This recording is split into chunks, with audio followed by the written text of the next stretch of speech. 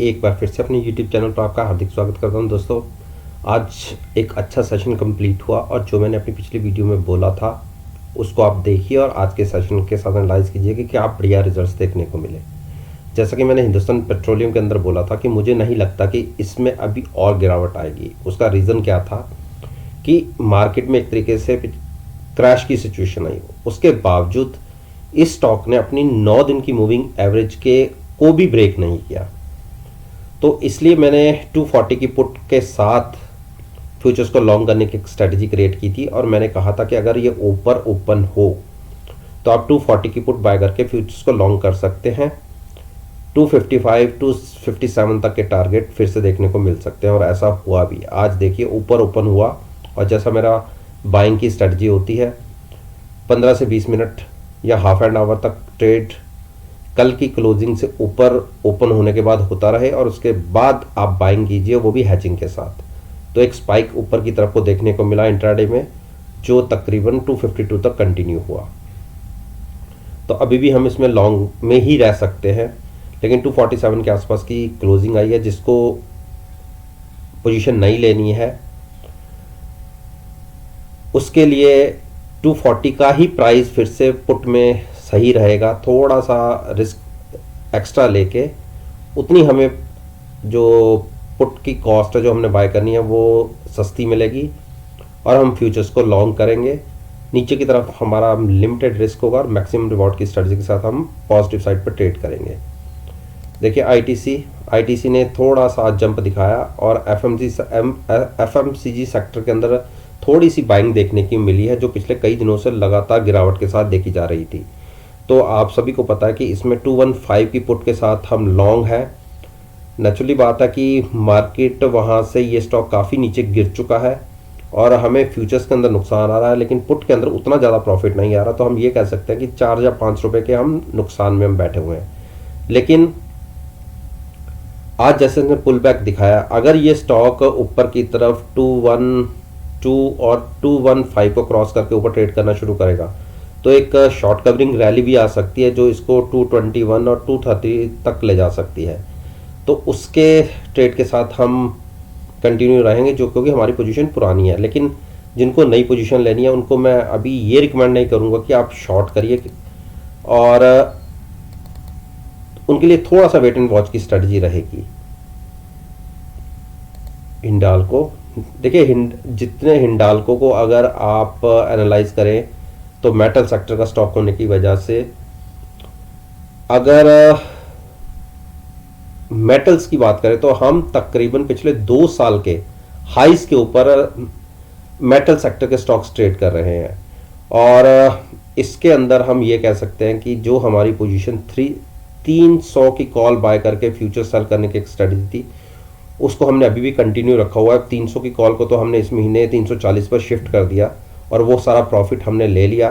अब हमारी यहाँ पे सिचुएशन 300 की कॉल के साथ फ्यूचर सेल है। वो इसलिए मैंने ये स्ट्रेटजी इस तरीके से अगेंस्ट ट्रेड स्टॉक के चल रहा हूँ क्योंकि आरएसआई मुझे इसके अंदर ओवर बॉट लग रही है और जो इसमें एक जो करेक्शन की पॉसिबिलिटी के साथ ही हमने इसमें ट्रेंड के अगेंस्ट में एक ट्रेड लिया हुआ है और मानता हूं कि अगेंस्ट ट्रेंड में पॉसिबिलिटी जीतने की बहुत कम होती है, लेकिन फिर भी जो इसने एक यहाँ से जंप दिखाया था जब इसने अपनी सारी मूविंग एवरेजेस क्रॉस की उसके बाद कंटिन्यूस इसने 9 दिन की मूविंग एवरेज भी ब्रेक नहीं की। तो यही जो मुझे थोड़ा सा एनकरेज करता है कि मैं इसके अगेंस्ट एक ट्रेड लूँ। तो हमारा ट्रेड कंटिन्यू है अभी भी, लेकिन अगर जिसको भी कोई ट्रेड लेना है मैं लॉन्ग साइड पर तो नहीं कहूँगा। हाँ, एक बार 9 दिन की मूविंग एवरेज ब्रेक होगी तो हम एक शॉर्ट साइड पर ट्रेड ले सकते हैं। उस केस में हमें तकरीबन 20 to 25 पॉइंट्स का एक ट्रेड नीचे की तरफ मिल सकता है। स्टॉक हाइस पे ट्रेड कर रहा है इसलिए मैं लॉन्ग साइड पर भी ज़्यादा जाने की कोशिश नहीं करूँगा, ना ही कहूँगा। और रीज़न ये है कि 78-79 के आसपास की आरएसआई ट्रेड हो रही है, तो थोड़ा सा वेट एंड वॉच कर ले। डॉक्टर रेड्डी फार्मा सेक्टर का स्टॉक होने की वजह से, और देखिए मैंने आपको बोला था कि नीचे 4400 की पुट बाय करके आप फ्यूचर्स को लॉन्ग कर सकते हैं। बहुत बड़ी गिरावट ऑलरेडी स्टॉक ने देख चुकी है। मुझे लगता है कि तकरीबन लो से 130 पॉइंट्स की एक रिकवरी देखी जा सकती है। अगर आप 4400 की पुट बाय करके फ्यूचर्स को लॉन्ग करने की स्ट्रेटजी लेंगे तो तकरीबन 200 पॉइंट्स के आसपास की एक अपसाइड की मूव देखने को मिल सकती है। और देखिए अगर पिछले 7-8 बार के लोज देखेंगे तो यहीं पे स्टॉक ने एक सपोर्ट लिया और यहीं से वापस हुआ है। आप यहाँ पे देख लीजिए, जो जनवरी 1 या 2 तारीख की बात है, 2 दिन लगातार हमने इसी प्राइस को छुआ। उसके बाद पिछले 5-7 दिन को देख लीजिए, इसी सपोर्ट को ये होल्ड कर रहा है। तो इसीलिए मैं इसको कह रहा हूँ कि अभी फर्दर यहाँ से आप शॉर्ट मत कीजिए, लॉन्ग में रह सकते हैं विद हैचिंग। सिप्ला भी एक कंसोलिडेशन फेज के अंदर है, गिरावट में। और मैंने ये कहा था कि 7 या 800 की एक ऐसा प्राइस है। अब ये ऊपर की तरफ रेजिस्टेंस का काम कर रहा है पिछले 2 दिन से, या आप पिछले 2 दिन से प्राइस इसी के नीचे क्लोज हो रहा है। तो इसको क्रॉस करना थोड़ा सा मुश्किल होता है। अगर स्टॉक का प्राइस 810 के ऊपर ट्रेड करना शुरू करेगा तो आप लॉन्ग साइड पर ट्रेड ले सकते हैं। अदरवाइज जब तक उसके नीचे है, शॉर्ट लेना चाहते हैं तो शॉर्ट भी ले सकते हैं, नहीं तो आप अवॉइड कर दीजिए। रीज़न क्या है कि एक बड़ी गिरावट तो ऑलरेडी ये स्टॉक देख ही चुका है। तो यहाँ से शॉर्ट करके ट्रैप होने से अच्छा कि हम बाइंग करें, वो भी थोड़ा सा जब सेंटिमेंट्स ठीक हो तब। भारतीय एयरटेल, देखिए भारतीय एयरटेल में मैंने कल आपको क्या कहा था कि आप इसके अंदर शॉर्ट कंटिन्यू कर सकते हैं। और देखिए, और मैंने 530 के टारगेट्स कल के दिन में बताए थे कि ये स्टॉक 530 तक गिर सकता है, और 529 और मैं ये कहूँ कि 524 तक के लोज लगाने के बाद एक रिकवरी दिखी और क्लोजिंग आई 537 के आसपास। तो जो मैंने कल इसके अंदर एक टारगेट्स बताए थे शॉर्ट साइड पर, वो हमें आज देखने को मिल गए। तो अब यहाँ से हमें क्या करना चाहिए? देखिए स्टॉक ने 529 के आसपास होल्ड लिया है और इसको रिस्पेक्ट दी है, और मेरा मानना है कि 515 तक एक बार इसमें गिरावट आ सकती है। अगर 515 के आसपास ये स्टॉक आए तो वहां पर पुट बाय करके आप फ्यूचर्स को लॉन्ग कर लीजिए। एक रिकवरी भी इसी तरीके से देखी जाएगी। 529 का टारगेट आ गया, 529 के नीचे ट्रेड होने पे ये 515 तक गिर सकता है और वे एक बाइंग अपॉर्चुनिटी होगी वहां पर। अभी यहाँ पे शॉर्ट मत कीजिए, हाँ नीचे जाके लॉन्ग्स जरूर कीजिए। बजाज फाइनेंस ने देखिए फिर एक गिरावट दिखाई और एक बहुत क्रूशल सपोर्ट है 5175 की। अगर ये ब्रेक हो जाती है तो आप ये मान के चलिए एक बड़ी गिरावट के लिए ये स्टॉक तैयार हो जाएगा, लेकिन तब तक वेट करिए। यहाँ से देखिए स्टॉक तो सेंटिमेंट्स तो वीक हैं स्टॉक के, और अपनी 3 मूविंग एवरेजेस के नीचे ट्रेड कर रहा है।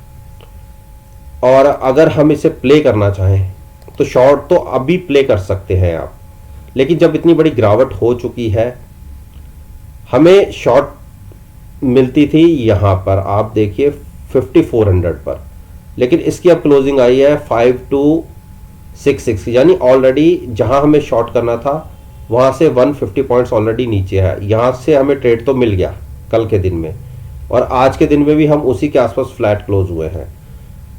फर्दर अगर शॉर्ट करना चाहते हैं तो 5175 के आसपास 70 के नीचे अगर ट्रेड करना शुरू करें तो आप शॉर्ट बना सकते हैं। अदरवाइज अपने प्रॉफिट लीजिए और एंजॉय कीजिए। और 4575 के ऊपर हम लॉन्ग में जाएंगे, तब तक वेट एंड वॉच की स्ट्रेटजी रखिए। अरविंदो फार्मा ने एक कोशिश आज अच्छी करी है और अच्छी क्लोजिंग आई है नीचे से के लेवल से, और मैंने आपको कहा था कि अब इसको फर्दर और शॉर्ट मत कीजिएगा, हाँ लॉन्ग भी मत कीजिए। और अब अगर इसकी क्लोजिंग 800 के ऊपर आ गई है तो हम 800 कह रहा हूँ, 882 के ऊपर आ गई है तो हम इसको ये मान सकते हैं कि अब थोड़े से सेंटीमेंट्स थोड़े से ठीक हो रहे हैं, लेकिन हर्डल्स बहुत हैं इसके लिए। ऊपर रेजिस्टेंस बहुत है, 900 की है, 915 है, 930 है, तो बहुत सारी रेजिस्टेंस है। इसको क्रॉस करके ऊपर निकलना तो थोड़ा सा मुश्किल होगा, लेकिन फिर भी अगर आप पॉजिटिव साइड पे जाना चाहते हैं तो आप लीजिए 880 की पुट बाय कीजिए और फ्यूचर्स को लॉन्ग करने की स्ट्रेटजी रख लीजिए। अगर कल ओपनिंग पॉजिटिव साइड पर रहती है तो हाफ एंड आवर देखिएगा, लॉन्ग कीजिए। जो पहला टारगेट होगा वो 900 का होगा, और उसके बाद 915 और 930 के, ये 3 टारगेट्स होंगे। और स्टॉक वीक टेरिटरी में ट्रेड कर रहा है, तो मैं तो एक पुल बैक के लिए कह रहा हूँ कि आप इसको ट्रेड ले सकते हैं। और यहाँ से देखिए थोड़ा सा कर्व लेना शुरू किया है, तो यानी अब बाइंग वापस लौट रही है। अब बात करते हैं अंबुजा। अंबुजा में मैंने कहा था कि आप इसको लॉन्ग लीजिए। कल 275 पुट बाय करके मैंने कहा था कि आप फ्यूचर्स लॉन्ग कर सकते हैं अगर ये पॉजिटिव ओपन हो तो। देखिए कल की क्लोजिंग से ये पॉजिटिव ओपन हुआ और ऊपर ही बना रहा। कल की क्लोजिंग को इसने एक बार भी ब्रेक नहीं किया।